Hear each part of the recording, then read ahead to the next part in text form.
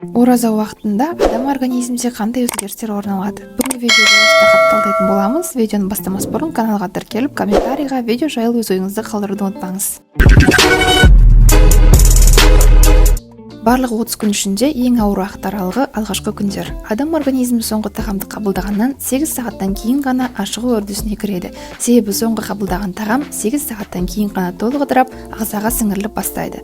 Бұл уақыттан кейін ағза басқа сіңіретін өнім болмағаннан кейін бауыр мен бұлшықеттердегі глюкоза қорын ыдырайтып бастайды. Глюкоза қоры біткеннен кейін ағза денедегі майды ыдырату арқылы энергия жасауға тырысады. Май ыдырап бастаған соң біз салмақ тастаймыз, бірақ бұл барлық жағдайда емес. Сонымен қатар қанттың деңгейі төмендегендіктен әлсіздік пен ұйқышылдық басады. Бас ауруы, бастың айналуы, жүрек айну мен ауыздан жағымсыз иістің шығуы да қатар жүреді. Дәл осы этапта сіздің ашығу деңгейіңіз өз пикіне жетеді.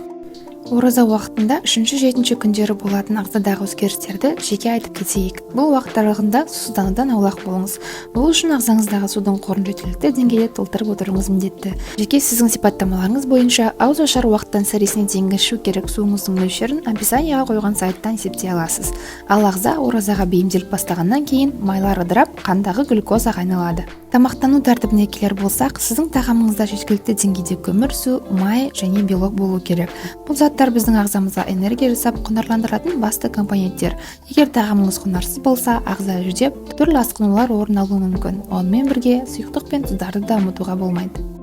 8-15 күндері ашығудың 3-ші этапы басталады. Бұл этапта сіз ағзаңыздың оразаға бірталай бейімделіп қалғанын байқай аласыз. Күнделікті өмірде бізде көп деңгейде калория жинаймыз, ал бұл ағзаның кейбір қызметтерін жасауға кедергі келтіреді. Және ораза кезінде ағза өзінің әртүрлі атқаратын қызметтеріне бағдар жасау барысында бұл дисбаланс орнына келеді. Ал 16-30 күндері толық детоксикация сатысы басталады. Бұл кезде оразаның екінші жартысы басталып, ағзада толық адаптация болады. Бұл кезеңде ішектер, бауыр мен бүйрек және тері детоксикация процесіне өтеді. Яғни органдардың қызмет ету қабілеті жоғары деңгейге жетеді. Есте сақтау қабілеті мен концентрациямыз жоғарылайды, энергиямыз артуы әбден мүмкін. Сонымен қатар бұл этапта сіздің ағзаңыз энергия алу үшін қордағы белоктарды ыдыратпайды, себебі сіз құнарлы тамақтанасыз. Бұл жағдай тек ағза шынайы ашығып, барлық қоректік заттарын жоғалтқанда, бұлшықеттегі қордағы белоктарды ыдырату түрінде ұзақ уақыттық бірнеше күн мен апталарға созылған ашығу кезінде ғана байқалады. Ораза уақытында сіз тек таң атқаннан кеш батқанға дейін ғана ашыққандықтан, ағза бұл уақытта қоректік заттармен және сұйықтықпен қанығып үлгереді. Бұл бізді бұлшықеттік массамызды жоғалтудан сақтап қалады. Демек, өз ережелері мен тамақтану тәртібін сақтаған және қарсы көрсетілімдер жоқ ораза пайдалы болып саналмақ. Бірақ бір жылда бірнеше рет қайталауға болмайды. Қосымша кеңес, сәдесін жиі алмаңыз. Себебі ағза күндізгі уақытта қорек қорын жинап үлгеруі керек. Ал ашығу кезінде энергияның болмауы қандай жағдайға алып келетін біз жоғарыда айтқан болатынбыз.